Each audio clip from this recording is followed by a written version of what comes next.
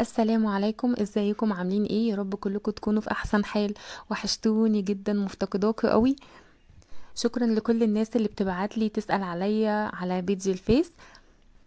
انا كنت نزلت لكم بوست على المنتدى اطمنكم ان انا بخير الحمد لله كويسة، بس هي في مشكلة كده في القناة، مش عارفة هي هتتحل ولا لأ.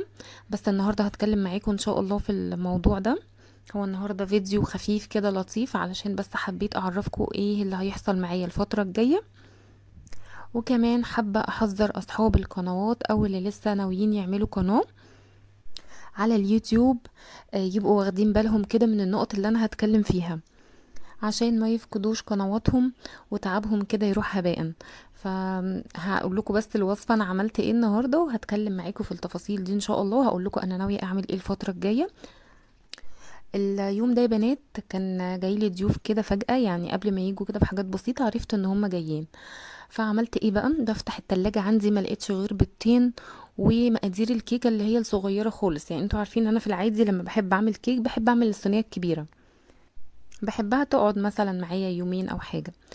فما لقيتش بقى غير مقدار كيك واحد، فقلت الحمد لله زي الفل كده. بيضتين على كوبايه سكر، شويه فانيليا ضربتهم كويس جدا بالمضرب الكهربائي. تقدري تستخدمي الخلاط برضو مفيش مشكلة خالص، لحد كده ما الخليط يفتح معايا.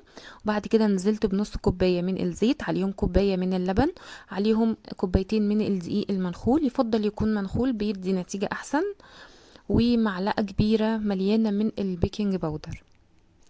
قلبتهم كده بالراحة مع بعض من تحت لفوق علشان الهواء اللي دخل لما نخلت الدقيق ما يخرجش تاني. ده اللي بيخلي الكيكة معانا هشة ومرتفعة. القالب بقى اللي انا حطيت فيه ده كان قالب سيليكون انجليش كيك، بس برضو ما يغركوش يعني ان السيليكون مش بيلزق وكده، لا بس احيانا كتير بيلزق. فدهنته كده مسحة زيت خفيفة خالص، وحطيت الكيك في الفرن على 180 درجة. ما اخدش معايا نص ساعة بالظبط وكان جاهز، لان القالب زي ما انتوا شايفين صغير. اديته خبطتين كده خفاف على الرخامة علشان لو في اي فراغات تطلع. عندي بقى ايه تاني جنب الكيك ده؟ ما بحبش بقى ايه وجاي لي ضيف وكده اعمل بقى كيك ساده، وبرضه هتصرف في حدود امكانياتي، يعني اللي موجود عندي في التلاجة، مش هشتري اي حاجه خالص. عندي كوبايتين من اللبن، ممكن تحطي كوبايه لبن وكوبايه ميه، مش شرط كوبايتين لبن. وتحطي معلقتين من النشا، معلقتين من السكر، ورشة فانيليا صغيرة. هنقلب بقى كل الكلام ده كده مع بعضه، ونرفعهم على النار لحد ما القوام يتقل.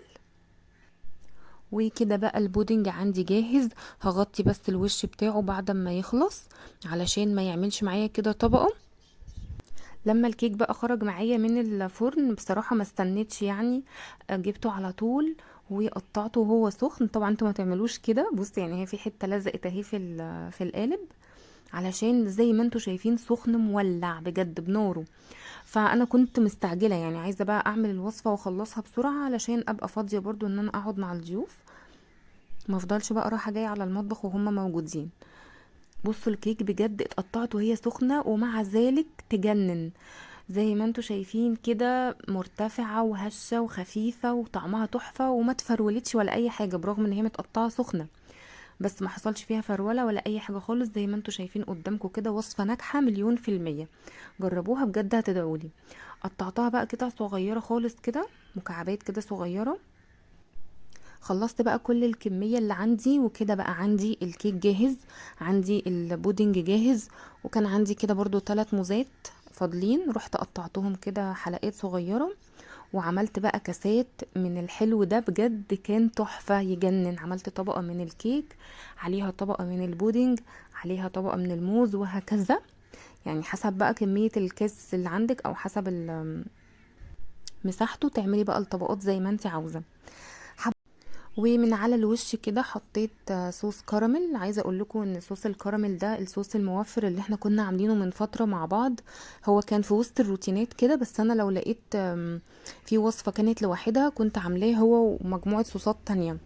هبقى احط لكم اللينك ان شاء الله في اول تعليق مثبت او في شاشات النهايه. حلو قوي وموفر وبيقعد فتره مش بيحصل له اي حاجه ولا يبوظ. وعلى الوش كده حطيت مكسرات، تقدري بقى تحطي سوداني، انا كان عندي شويه عين جمل متبقيين من حاجه رمضان حطيتهم. وبقى عندي بقى الترافل ده تحفة، والوصفة سهلة وما خدتش مني وقت خالص. تعالوا بقى اقول لكم ايه المشكلة اللي انا بواجهها في القناة، وهعمل ايه الفترة الجاية في القناة، اذا كنت هكمل ولا لا. بصوا يا بنات، انا بقابل مشكلة كبيرة كبيرة جدا في القناة عندي من كل حاجة. تواصلت مع دعم اليوتيوب من بدري قوي، قالوا ان هم هيحلوا المشكلة دي، وللأسف المشكلة ما اتحلتش. فانا اتأكدت وقتها ان خلاص القناة كده ما فيش منها امل خالص، ومش هينفع المشكلة دي انها تتحل، ومش هفكر ان انا اعمل قناة جديدة، علشان في كذا حد كده مشكورين اقترحوا عليا الاقتراح ده. الفكرة دي يا بنات حلوة، بس لحد تاني، يعني الفكرة دي ما تناسبنيش انا تحديدا. انا برضو مشغولة في حاجات كتيرة قوي. القناة الجديدة بتبقى عايزة استمرارية، عايزة ان انتي تطلعي كده السلم واحدة واحدة وتفعيل بقى قناة، وحاجات كتيرة جدا بتحصل، عايزة لها شغل وتعب، وانا بصراحة يعني ما عنديش طاقة خالص للكلام ده دلوقتي. وانا لو قدرت هنزل لكم كده على فترات روتينات كده تشجيعية، وصفات الحاجات كده الحلوة الجميلة اللي انتوا بتحبوها. اللي انا هعمله بقى ايه دلوقتي، برغم ان هي ممكن تكون حاجة مثلا ملهاش لازمة، بس انا حابة اعمل كده.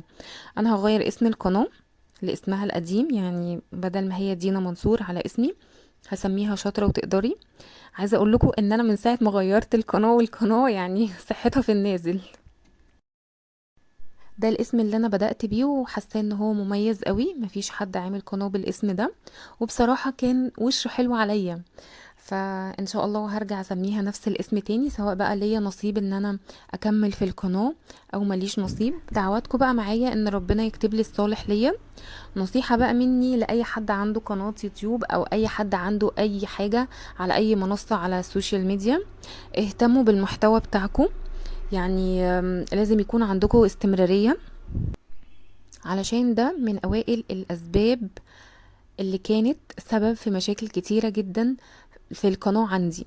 يعني لحد دلوقتي القناة في ناس كتيرة جدا علشان خاطر تشوف فيديو ليا بتسرش عليا بالاسم، محدش بيجيله إشعارات خالص، ودي كانت أول مشكلة وقعت القناة عندي.